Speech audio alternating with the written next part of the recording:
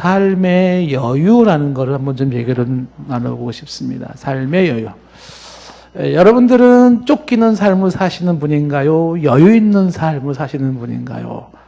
손을 들어서 표해 보겠습니다. 나는 내 인생이 뭔가 좀 쫓기는 인생 같다. 혹은 나는 삶에 난 여유가 있다. 자, 1번 쫓기는 삶을 사는 것 같다. 나는 손 내리시고 나는 삶에 여유가 있다. 나는 절대 다수가 쫓기는 삶이고, 여유가 있으신 분들 한 분씩 나와서 왜 어떻게 여유가 있는지를 모시고 얘기를 좀 들어봐야 될 것 같아요. 네. 그래요. 그 인생이 쫓기는 인생이 있어요. 막 시간에 쫓기고, 막 물질에 쫓기고, 뭔가 막 쫓기는 인생이 있고, 시간에 여유가 있고, 물질에 여유가 있고, 삶에 여유가 있는 그런 인생이 있는데, 그 여유 있는 삶에 대한 얘기를 좀 함께 하려고 해요. 제가 이 주제를 잡은 이유는 제가 지난번에 안식월을 맞이해가지고 이렇게 여기저기 좀 다녀보면서 경험했던 인생에 정말 그때 한 달 동안 제 머릿속에 떠나지 않은 가장 핵심적인 단어가 여유라는 것이었었어요. 삶의 여유. 이 삶의 여유가 이게 정말 아름답고 좋구나라는 그런 생각을 좀 갖게 됐는데요. 쫓기는 삶의 특징은요, 항상 뭔가 쫓긴다라고 하는 것은 불안하고 초조하고 염려가 많은 삶이에요. 감사가 없습니다. 불평이 많이 생길 수가 있고 그런 삶이에요. 그런데 삶에 여유가 있다라고 하는 것은 넉넉함이 있어요. 그리고 즐거움이 있고 거기에는 행복이 있어요. 그리고 거기에는 감사가 있더라는 거죠. 똑같은 한 인생을 살더라도 뭔가 막 쫓기는 인생이 아니라 여유 있는 인생을 살면 좋지 않겠나 이런 생각을 좀 가져보면서 그 내용을 좀 하려고 합니다. 한번 따라해 봅시다. 여유 공간. 여유 공간이라는 게 있어요. 혹시 집에 막 그 속옷, 양발 막 정리하면서 우리 집에 수납 공간이 너무 없어. 이거는 어디다 놓지? 이 옷은 어디다 놓지? 막 이런 적이 있나요? 여유 공간이 없으면요, 물건을 어떻게 해야 될지 몰라가지고 막 널려놔야 되고 막 정신이 없어요. 근데 수납 공간이 많으면, 부엌에도 수납 공간이 많으면 얼마나 좋겠어요. 숟가락은 여기에, 접시는 여기에, 그릇은 여기에 이렇게 쌓아놓고 그러면 참 좋잖아요. 근데 둘 데가 없어요. 막 신발장에도 여유 공간이 없어가지고 막 신발을 둘 데가 없어요. 이러면 얼마나 답답하겠습니까? 발로 채이고 막 이래 되지 않겠습니까? 그러니까 우리의 삶의 모습에서 이렇게 수납 공간에 여유가 있어야 되는 것처럼 인생도 여유 공간이 좀 있으면 얼마나 좋을까 그런 생각이 드는 거죠. 근데 사람마다 똑같은 조건에서도 여유 공간을 확보하며 사는 사람이 있고 또 여유 공간을 확보하지 못하고 사는 사람이 있다는 거예요. 집에서 지금 몇 평에 사시나요? 그 평수에 따라서 집의 여유 공간이 결정되는 거 아닙니다. 아니에요. 그러니까 사람이 어떻게 공간 활용을 하느냐에 따라서 좁은 평수에 살아도 여유 있는 공간에 살 수가 있고요.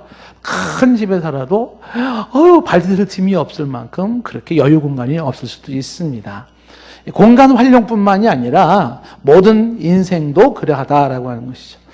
자, 삶의 여유는 어디서 오는가? 본론으로 들어가서 몇 가지를 좀 얘기하고 싶은 거죠. 삶의 여유. 나 삶에 여유 있는 삶도 살고 싶다. 이런 분 한번 손 들어보세요. 감사합니다. 그 손 안 드신 분들은 주무세요. 이렇게 그냥 이렇게. 괜찮아요.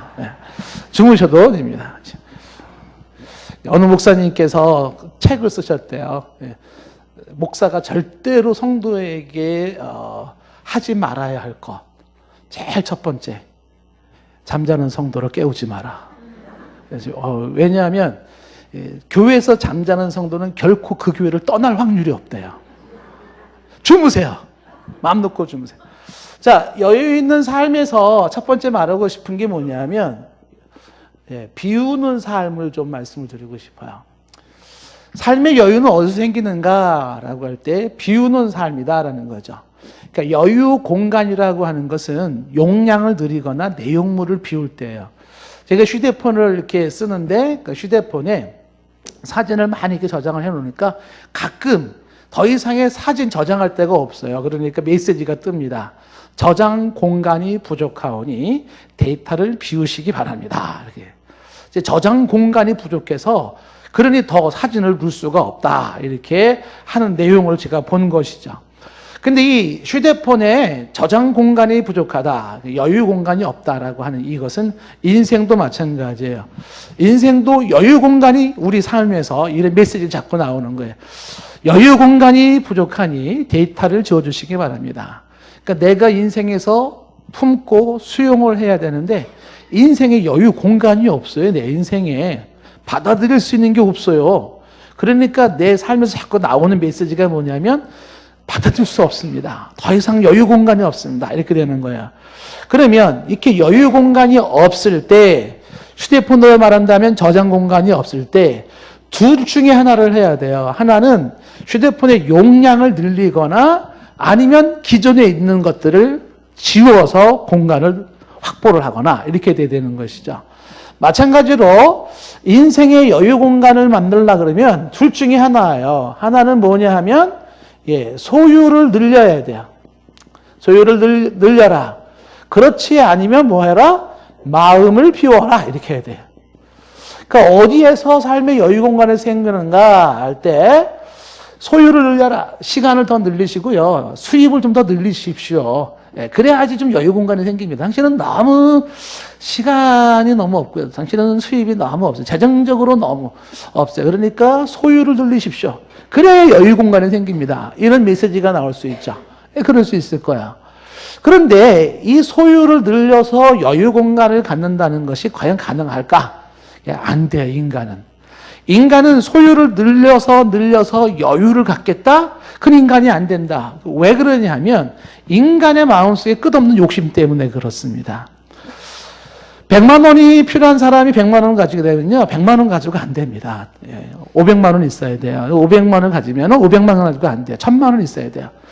1000만 원 가지고 있는 사람은 어떻게 될까요? 1000만 원 가지고 안 됩니다. 2000만 원 있어야 되는 것이죠. 게다가 5천만 원, 1억. 나 1억 가지고도 안 돼요. 한 10억은 있어야 돼요. 10억 가지고 안 됩니다. 100억은 있어야 돼요. 이게 뭐냐면 결코 만족할 수 없는 내 안의 욕심이거든요. 그러니까 늘 뭐가 생겨요? 여유 공간이 안 생기는 거야. 그럼 반대로 뭐를 해야 될까요? 이 방법이 아닌 마음을 한번 비워보자. 이렇게 마음을 비워보자. 그랬을 때 생기는 여유 공간이 있다는 것입니다. 여유 공간이. 마음을 비우면 비울수록 공간은 넓게 생긴다는 것이죠.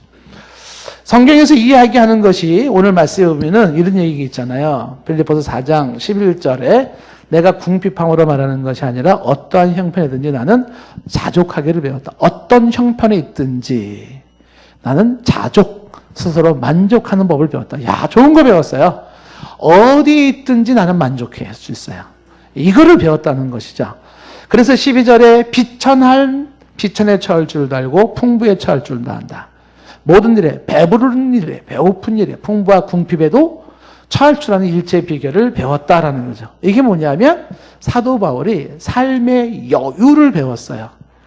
놀라운 거 배웠습니다.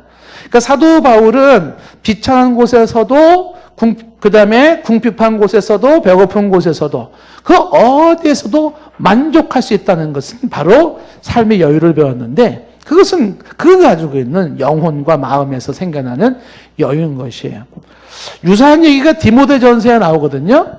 디모데전서 6장에 보시면 이런 얘기가 나옵니다. 디모데전서 6장 6절 이하에 보면 그러나 자족하는 마음이 있으면 경건에 큰 이익이 되니라. 그리고 디모데전서 6장 7절 말씀에 우리가 세상에 아무것도 가지고 온 것이 없음에 또한 아무것도 가지고 가지 못하리니 6장 8절 말씀에 뭐라고 말하고 있냐면 우리가 먹을 것과 입을 것이 있은즉 족한 줄로 알 것이니라. 그랬어요. 먹을 것 있나요? 입을 것이 있나요? 족한 줄을 알아라. 그러면 뭐가 될까요? 그러면 여유가 생겨요. 그런데 이어지는 9절 말씀에 이런 말이 나와요. 9절에 6장 9절 말씀에 부하려 하는 자들은 이런 자들은 어떻게 해요? 시험과 올무와 여러 가지 어리석고 해로운 욕심에 떨어지나니 곧 사람으로 파멸과 멸망에 빠지게 한다. 그 부활이 하는 사람이 뭐냐면 마음을 비우지 않는 사람이에요. 욕심이 많은 사람이에요. 그런 사람들의 결론은 뭐냐면 소유가 늘어나도 부가 늘어나도 시험에 올무에 여러 가지 어리석고 해로운 욕심에 떨어지고 만다라는 것이죠. 먹을 것과 입을 것이 있은즉 족한 줄로 알라. 세상에 아무것도 가지고 간 것이 없어서 또한 아무것도 가져가지 못한다. 그래서 강조하고 싶은 것은 뭐냐면 성경은 족한 줄 알아라, 마음을 비워라 라고 하는 것이죠. 삶의 여유는 비우는 데서 시작된다라는 거예요. 저장 공간이 부족합니다. 삶의 여유 공간이 부족합니다. 어떻게 될까요? 마음을 비우십시오. 그렇죠? 마음을 비워라. 그래서 할 수 있는 이야기 중에 하나가 뭐냐? 마음을 비우기 위해서 삶에서 자꾸 집착을 버려야 돼요. 우리 인생은 언제부턴가 타락한 사람의 특징으로 나타나는 게 집착하는 겁니다. 내가 주인 노릇하는 것이거든요. 그 집착을 한다는 게 뭐냐면 마음을 비우지 못한 하나의 반증이에요. 그랬을 때 집착이 강하면 강할수록 어떻게 될까요? 여유 공간이 안 생겨요. 삶의 여유가 안 생기는 거예요. 그러니까 집착을 버려야 된다. 그 훈련하셔야 되는 거죠. 자녀에 대한 집착이 강하면 강할수록, 배우자에 대한 집착이 강하면 강할수록 어떻게 될까요? 그 집착이 강하면 강할수록 뭔가 내가 어떻게 해야 된다는 그러한 부담감 혹은 어떤 그 쫓김이 생겨요. 그 집착에서 생겨나는 것이 뭐냐면 이 집착에서 초조함이 생겨요. 이 집착에서 생겨나는 것이 불안이에요.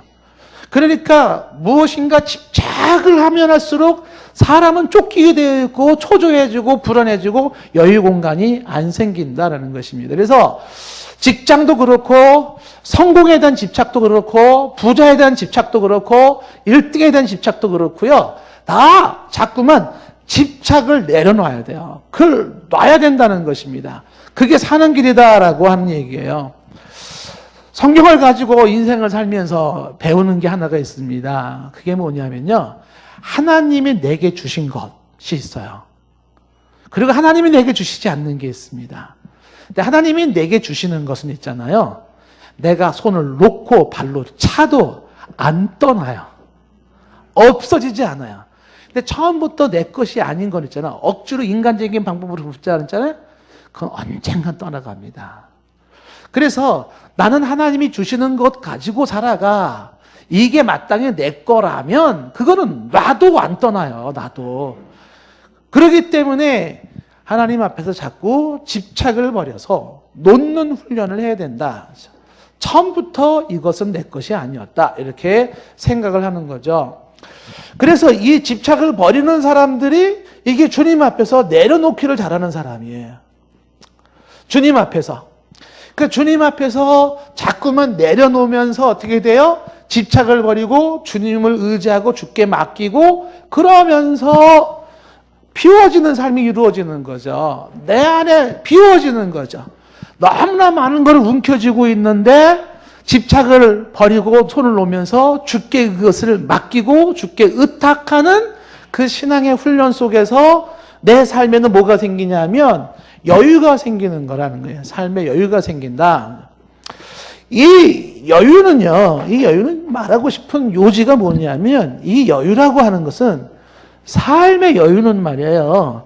이거는 심리적 여유예요.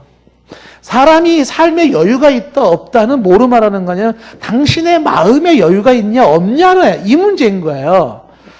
내가 돈이 너무 없어서 내가 무슨 시간이 너무 그게 아니에요. 마음의 여유에 마음의 여유. 마음의 여유가 삶의 여유입니다. 그렇기 때문에 심리적 여유는 마음을 비우는 데서 주어진다라는 것입니다. 그래서 하나님 앞에서 집착을 버리고 자꾸만 놔라. 내 것이라면, 주께서 내게 주신 것이라면 안 도망갑니다. 안 떠납니다. 안 망해요. 그런데 내 것이 아니라 그러면 아무리 내가 붙잡으려고 아둥바둥해도 떠나간다. 그러니 아예 딱 놔버려라. 내 마음에서 놔버리세요. 주께 맡겨버리세요. 그래서 찾아오는 심리적 여유는 곧 삶의 여유로 이어지더라는 것입니다. 이 비우는 삶에 있어서 강조하고 싶은 것은 이런 심리적 여유인데, 자, 이 비우는 삶에서 저는 여러분에게 이렇게 얘기를 하고 싶어요. 마음을 비우면 비울수록 삶의 여유가 생긴다라는 걸 강조하는데, 삶을 자꾸만 단순한 삶을 추구하라는 거예요. 단순한 삶. 이 단순한 삶이라는 것은 심플한 삶을 말하는 거예요. 심플하게. 인생을 단순하게 살아가라라는 거예요. 너무 복잡하게 살려고 하지 말아라라는 것입니다. 그래서 예전에는 이런 게 있어요. 같은 시간대에 여러 개의 이중, 삼중의 효과를 볼 수 있는 걸 선택을 하라, 막 이런 게 있었거든요. 근데 그건 아닌 것 같아요. 그러니까 한순간에 이중, 삼중의 그런 어떤 효과를 내려고 하지 마라. 그게 아니고요. 그냥 한 번에 하나로 이렇게. 그러니까 한 시간에 한 번에 여러 가지를 갑자기 막 소화하려고 하지 마시고요.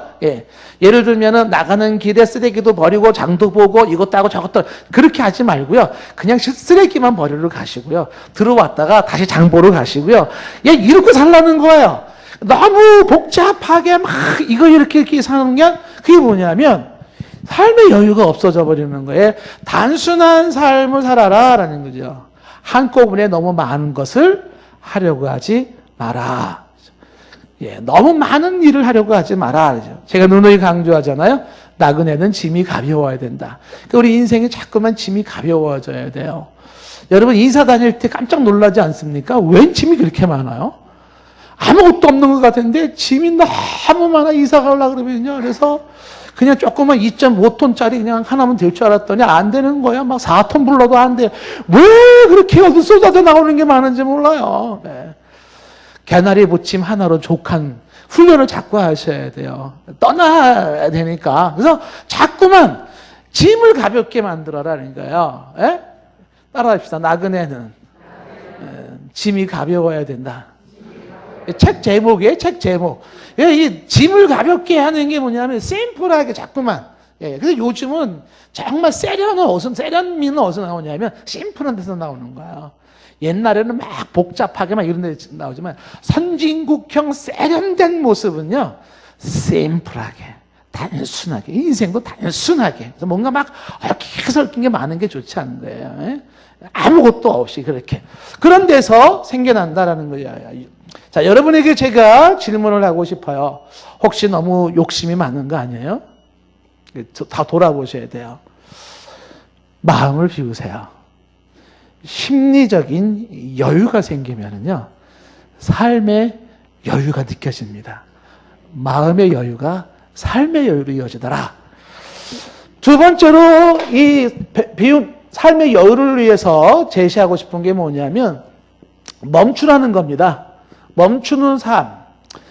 인생을 살면서 멈추라는 것이요. 이걸 포즈라고 이렇게 말하고 싶어요.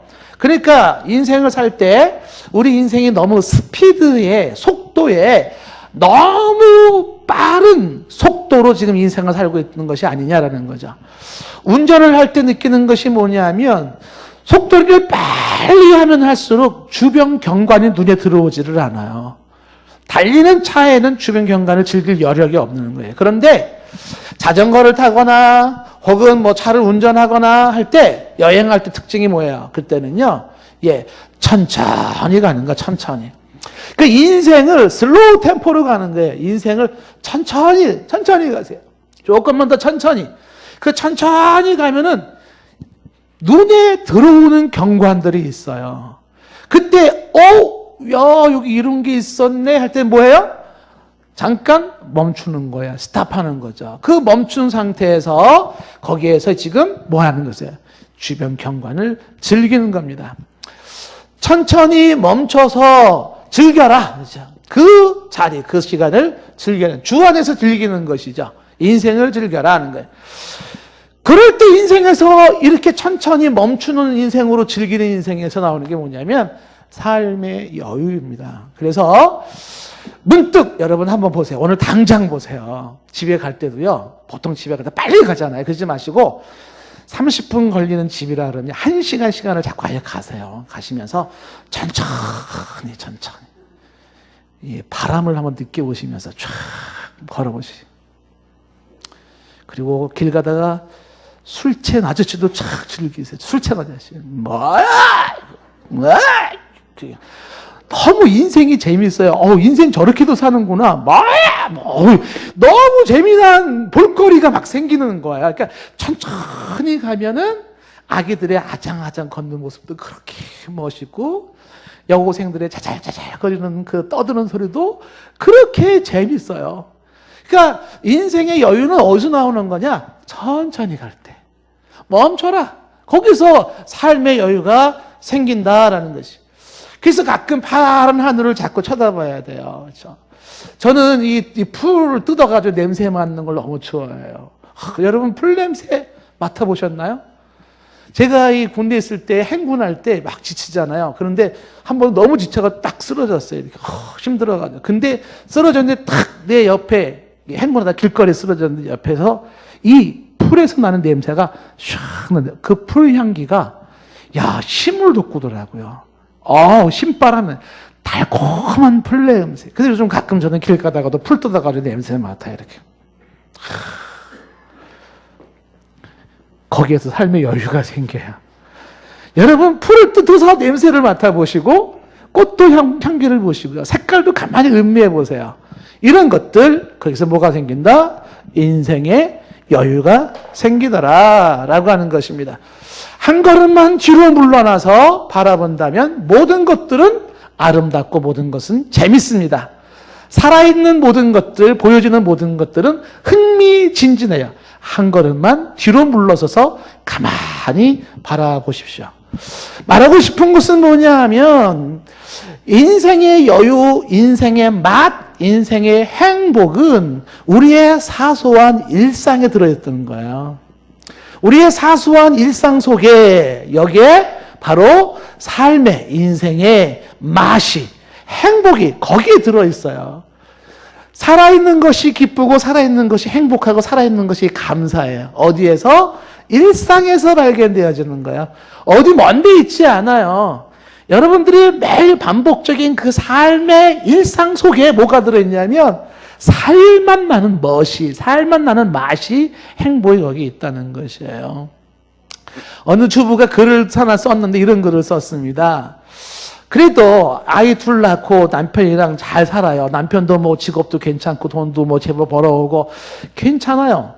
근데 이 부인이 처음에는 그게 좋았는데 세월이 흘러가면서 인생이 너무 단조롭다. 인생이 너무 따분하다. 이런 생각이 드는 거예요.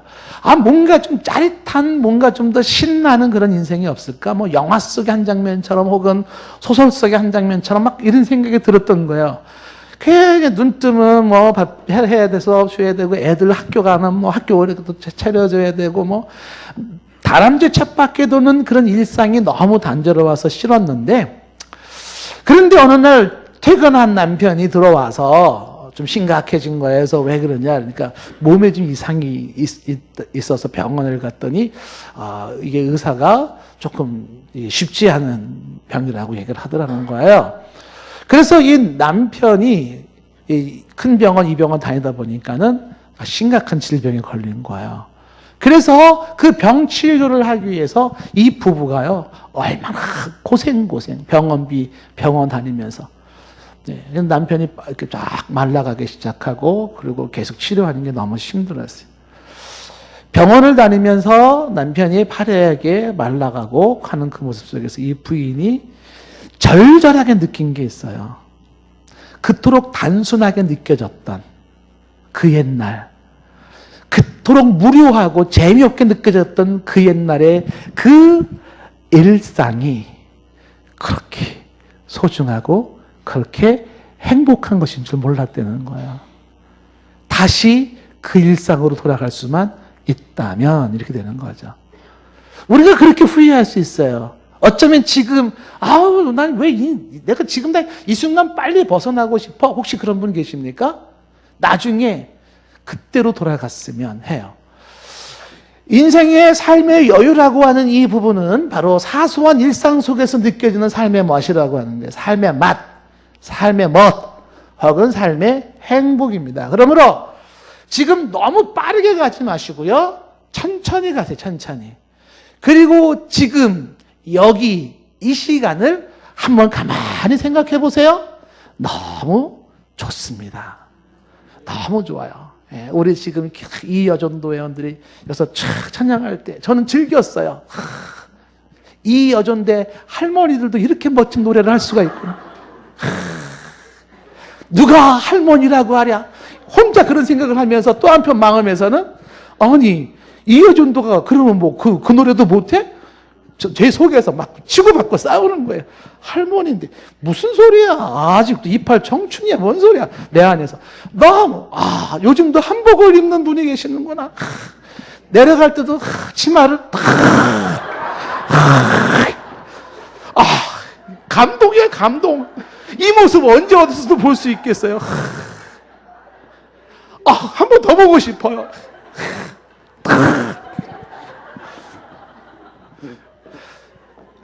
이거요, 진짜 이건 100만 불째 돈 주고도 못 보는 모습들이에요. 그리고 찬양하는 얼굴 표정 보세요. 어쩌면 이렇게 표정들이 가기작색으로 촥. 그게 뭐냐면, 가만히 음미해보면 지금 내 주변에서 일어나고 있는 모든 것들은 너무 재밌고, 너무 소중하고, 너무 귀한 것들인 거예요. 이거를 뭐 해라? 즐기라는 거예요. 어떻게 해야지? 천천히 가야 돼요. 천천히. 스탑 하세요. 자꾸 인생을 가다가 스탑 하시고, 그리고 가만히 한번 좀 생각을 해 보십시오. 오늘 가다가 못 가면 어떻게 해요? 쉬었다 가면 되는 거예요. 왜? 그 스탑과 천천히도 인생의 한 부분인 거예요. 오늘 꼭 저기까지 다 가야 될 필요 없어요. 그냥 천천히 가다가 다 못 가면 어떻게 해요? 쉬었다 가지 뭐. 저녁 6시면 그냥 쉬세요. 내일 가면 돼요. 내일 다 못 가면 어떻게 해요? 또 쉬었다 가면 되는 거예요. 예, 뭐 1년이 걸리든 10년이 걸리든 갈 때 가는데 그 다 못 가고 내 인생을 부름을 받으면 거기까지가 내 인생인 거예요. 하나님 할렐루야. 우리 가면 되는 거예요. 예. 우리가 뭐 어디까지 얼마나 빨리 가야 되는 거예요? 그 너무 정신없이 달려가는 현대인들을 바라보면서 삶의 여유가 없더라는 거죠. 천천히, 인생을 천천히, 걸음도 천천히, 천천히, 천천히, 계단도 천천히 내려가시고요. 길도 천천히 걸어가시고요. 예, 두리번 하면서 그러고 가라는 거예요. 거기에 여유가 있다. 멈춰라 라고 하는 것입니다. 멈추면 내 주변의 모든 일상의 것들의 아름다움이 보이기 시작한다. 삶의 여유는 거기에 있다는 겁니다. 삶의 여유는 분수에 맞는 삶, 분수에 맞는 삶에서 여유가 나온다는 게 분수에 맞는 삶이다. 여러분들과 함께 이런 얘기를 하고 싶어요. 인생의 최고의 멋은 있잖아요. 최고의 멋은 저는 자연스러움이라고 생각해요. 자연스러움. 이 모습 이대로 자연스러움이 최고의 멋입니다. 굳이 다른 멋을 내려고 하지 마시고요. 다른 멋을 만들려고 하지 마세요. 그냥 있는 이 모습 이대로가 있죠. 예, 미국 사람이 시흥동에 딱 와가지고 와, 원더풀 그래요. 우리는 이 시흥동 언제 벗어나나 그러는데 너무 멋있대요. 시장에 탁 현대시장 데려가니까 어우 한국의 맛이 이거다 말이죠. 무슨 한국의 맛이 이거야. 막 지지고 볶고 힘들어 죽겠는데 아니에요. 외국 사람들 봤을 때는요 이게 제일 멋있어요. 자연스러워요. 우리가 해외에 나가거나 어디 가보세요. 처음 보는 것들은요 다 기가 막혀서 막 사진 찍잖아요.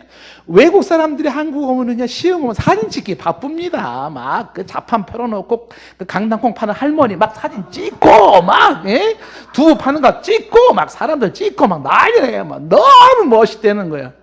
멋있죠. 멋있죠. 자연스러운 이 모습 이대로 그게 최고의 멋이기 때문에 지금의 내 모습, 이 모습 이대로 충실한 게 좋다라고 하는 것입니다. 몸이 병들면요, 병든 자들이 갖는 멋이 있어요. 가난하면요, 가난한 자들이 누리는 멋이 있는 거예요. 그 멋이 있다는 거예요. 일이 안 풀리는 사람이 있습니까? 그 일이 안 풀리는 그 속에 멋이 있어요. 그럼 안 풀리는 자들만이 풍길 수 있는 인생의 멋이 거기 있다니까요. 예전에 그 미국에서 공부할 때 같이 공부했던 그 친구가 하나가 있습니다. 이 친구가 어릴 적 얘기를 하는 거야. 어릴 적에 그 아이스 케이크가 얼마나 귀했는지, 아이스 케이크. 그러면 이 아이스 케이크를 딱 사가지고요. 그거요, 아까워가지고 깨물어 먹으면 안 돼요. 천천히 빨아먹어야 돼. 이게 너무 아까 그랬대. 그러면 동생이 서가지고서 그 형 먹는 걸 가만히 쳐다보고 있대. 가만히 이렇게. 예? 그러면 형이 동생 보면서 계속 자기만 먹었대. 자기만 이렇게. 그러니까 동생이 형 맛있나? 맛있어. 그리고 동생 한 입 안 주고 혼자 거의 다 먹었대요. 그러니까 동생이 눈물을 줄줄 흘리면서 형 맛있나 그러더래요. 남 얘기 같지가 않은 거예요. 근데 그 옛날 그것이 왜 그렇게 멋있어요? 그 가난한 시절에 여러분 우리 요번에 교구장들 우리 갈 때 인생의 멋을 느꼈어요. 그 옛날 껌 씹는 거 벽에다 붙여놨다가 그 다음날 뜯어가지고 또 껌 씹었대요. 우리 동네만 그런 줄 알았더니 그러면 껌 뜯을 때 벽지가 붙어 있어요. 그럼 그거 뜯어내가지고 일주일 씹으면 그건 너무 짧게 씹으면 열흘은 벽에다 붙여놓고 씹어요. 그러니까 어떻게 어느 날 일어났더니 이 머리에 껌이 붙어가지고 어때는 거예요. 근데 왜 그렇게 재밌어요 그 얘기가? 자연스러움이 주는 뭐도 아니에요? 그렇잖아요? 그 어떤 또 우리 권사님 한 분이 그건 행복한 거다. 우리는 껌이 없어가지고 그 밀하고 크레용하고 같이 씹었대. 밀하고 크레용하고 이렇게 막. 그래서 보라색 크레용 씹으면 보라색 껌 되는 거고. 그 옛날 그쵸? 그 가난했던 시절에 그 자연스러움이 주는 멋이 있어요. 잘나고 입을 탁 누우면은 천장에서 쥐새끼들이 운동해야 하잖아요. 잘나 그러면요. 근데 어떤 때는 새끼가 또 떨어져요. 이렇게 머리. 너무 멋있지 않아? 인생이? 나 너무 멋있는 것 같아. 그런 인생 또 살고 싶어요. 그 식구들 막 이 잠잘 때 이불 하나 가지고 막 5명 다 놓으면 이쪽에서 땡기고 이쪽에서 땡기고 이쪽에서 땡기고 그러니까 가운데 눕는 게 제일 좋은 거야. 이불. 한수 권사님의 맏딸이에요. 그래서 달할 때 어디 가려고 그러면 꼭 동생이 따라온대요. 너무 귀찮아가지고 가다가 가만히 서 있는데요. 동생 갈 때까지.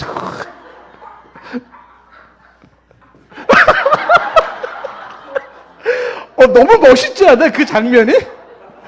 그림이 그려놓고 싶어요. 언니가 막 가다가 동생 오니까 동생 데려가기 싫어가지고 진짜 멋은 거기에 있는 거예요. 떨어진 런닝구 입고 애들이 고무신 들고 흔들고 있는 장면이 멋있는 거고요. 할아버지의 쭈그러진 그런 얼굴에 그 자연스러움이 멋있는 거고 농부에 지게 지고 있는 그 모습이 멋있는 거고 힘들게 그물을 얹고 있는 어부의 모습이 그게 멋있는 거예요. 그게 뭘 얘기하는 거냐면 그냥 분수에 맞는 삶, 그 자연스러움이 그게 멋이고 거기에 삶의 여유가 나오더라라고 하는 것입니다. 그래서 우리들은 하나님 앞에서 이 분수에 맞는 삶을 살기 위해서 우리가 사탄이 주는 아주 안 좋은 게 있어요. 그게 뭐냐면 자꾸 비교하지 마세요. 비교의식이 금물입니다. 남과 비교하지 마시고 나는 나대로의 그 인생의 멋을 즐기는 게 좋다는 거예요. 사람이 자기에게 맞는 옷이 있는 것처럼 내게 맞는 음식이 있고 내게 맞는 차가 있고 내게 맞는 집이 있는 거거든요. 그냥 그 속에서의 아름다움이 있는 거예요. 그래서 자꾸만 남과 비교하면서 뭔가 억지스럽게 분수에 맞지 않는 삶을 추구하는 건 나한테 맞지 않는 옷을 자꾸 입으려고 하는 거예요. 거기는 인생의 멋도 없고 삶의 여유도 안 나오는 거야. 말 그대로 송충이는 솔잎을 먹는 거거든요. 그냥 송충이로서 솔잎을 먹는 그것이 아름다움이다. 그래서 자꾸 남과 비교하지 말아라 라고 하는 거예요. 어떤 애가 학교 갔다 왔는데 30점 맞아와가지고 엄마가 화가 나고 이놈의 자식 말이야. 옆에 훈이 좀 봐라. 같은 선생님한테 같은 학교에서 같이 공부하는 걔는 100점 맞는데 어찌 너는 30점 맞냐 그러니까 애가 딱 한마디 했다는 거야. 훈이네 엄마 아빠는 똑똑하잖아.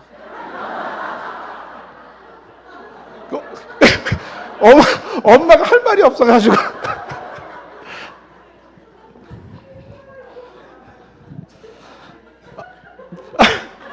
어쩌란 얘기야. 엄마 아빠가 그런지. 그 비교하지 마세요. 그냥 우리 30점짜리로 족한 거예요. 거기 비교가 근본이다. 제가 여러분에게 많이 얘기하고 있지 않습니까? 항상 말을 얘기잖아요. 제비꽃은 그렇죠. 제비꽃처럼 그냥 조그만 그 보라색 제비꽃은 제비꽃처럼 피면 그만이에요. 이게 아름다움인 거예요. 제비꽃이 진달래처럼 필 필요가 없고 제비꽃이 갯나래처럼 필 필요가 없어요. 그럼 봄의 비극이고 꽃의 비극인 거예요. 나는 나만의 꽃을 쫙 피워준 그 분수에 맞는 삶에서 아름다움이 있다라고 하는 것이죠. 소박함과 정겨움은 바로 자연스러움에 있다라고 하는 것입니다. 그래서 우리가 삶의 여유를 갖기 위해서 그냥 내 분수에 맞는 삶을 살아라. 자, 간단하게 좀, 제기도 좀 하자면, 이 여유는요, 베푸는 삶에서 주어진다라는 것입니다. 나누는 삶에서 나와주는 거야. 그래서 어떻게 이 사람이 여유를 갈 수 있을까 할 때는 그것은 베풀고 나눠라라고 하는 것입니다.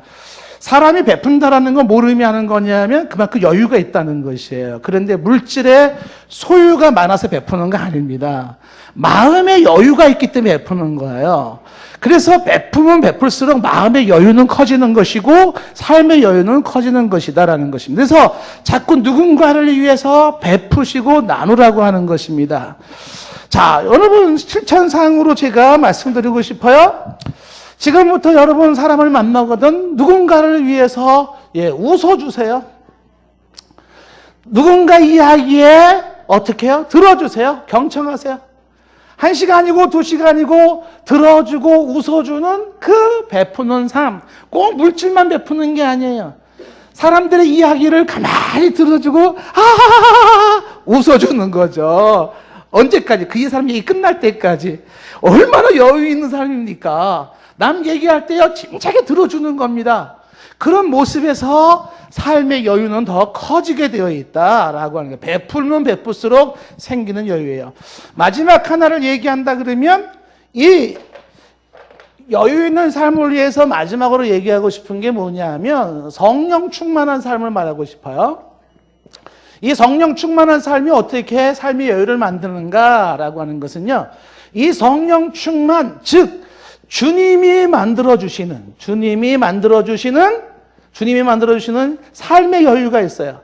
내가 만든 삶의 여유가 아니라 주님이 만들어주는 삶의 여유가 있습니다. 주님 앞에 서고 주님 앞에 시간을 가질 때 주님이 내 인생에 여유 공간을 만들어줘요.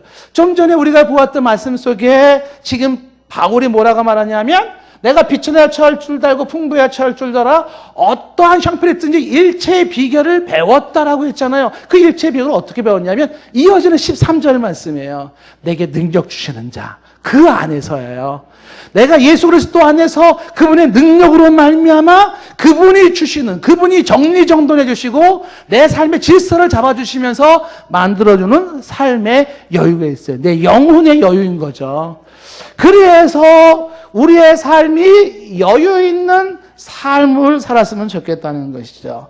제가 시간상 더 많은 얘기를 할 수는 없지만 이 여유 있는 삶은 게으른 삶을 말하는 것도 아니고 이 여유 있는 삶은 무책임한 삶을 말하는 것도 아니에요. 이 여유 있는 삶이라고 하는 것은 자포자기하거나 무기력하거나 현신 돌피를 말하는 것은 아닙니다. 누구보다도 부지런하고 누구보다도 책임감을 가지고 누구보다도 열심히 살지만 그러나 삶에 잔잔한 여유 공간이 있어서 삶이 행복한 거예요. 살아볼 맛이 있는 거죠. 우리 동산교회 성도 여러분들에게 나누고 싶습니다. 삶의 여유 공간, 삶의 여유 누리시기 바랍니다. 네, 많이 웃으시고 감사하시고 행복하시기 바라요. 우리 좀 전에 불렀던 찬양 한 번만 더 부르고 마쳐보십시다. 부르면서 헌금도 같이 하도록 하겠습니다. 제가 사회를 다 부르는 거예요. 이것도 여유인 거예요. 그렇죠?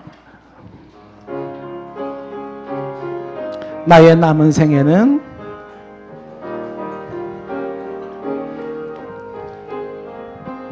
나의 남은 생에는 복음에 변주되어 살리라. 나의 남은 생에는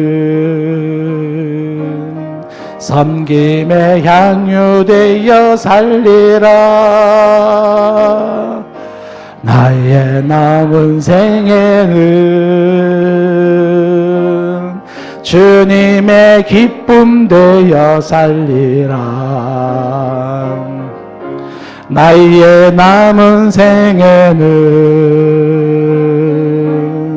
사랑의 샘물 되어 살리라. 1년을 살지 한 달을 살지 모를 나의 남은 생애, 주님이 주신 사랑, 주님이 주신 은혜 빛을 갚으며 살리라. 나의 남은 생애는 은혜의 통로 되어 살리라.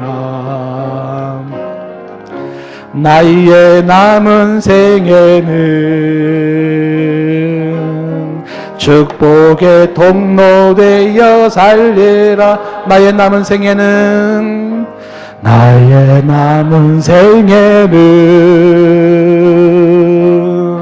복 있는 사람으로 살리라. 나의 남은 생애는